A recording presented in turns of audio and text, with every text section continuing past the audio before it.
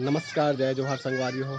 मैं दिलीप कुमार, आप मन देखत हो मोर मितान चैनल। जी हाँ संगवारी हो मोला बतात हुए बहुत खुशी हुआ थे कि टूरा चाय वाला छत्तीसगढ़ी फिल्म जो है यूट्यूब चैनल में आ चुके हैं।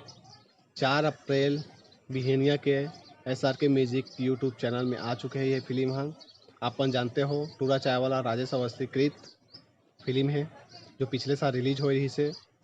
अब ये फिल्म तो बहुत बेहतरीन रही से, मैं तो खुद स्वयं टाकीज में जाके देखे रहा हूँ ये फिल्म ला। अब ये फिल्म के गाना मन बहुत सुघर है, काफ़ी हिट हो है। मोर मन के सुआ उड़ागे वाला तो काफ़ी ज़बरदस्त ये गाना है। और जैसे कि आप मन हाँ कहत रहे हो, बहुत जन संगवारी मन के कमेंट आत रही से कि छत्तीसगढ़ी फिल्म जो है यूट्यूब में एक आठ डलवाओ ना भैया ऐसे करके। तो आपन के डिमांड के अनुसार टूरा चाय वाला फिल्म अपलोड हो चुके हैं SRK music CG YouTube channel में। आपन देख सकत हो।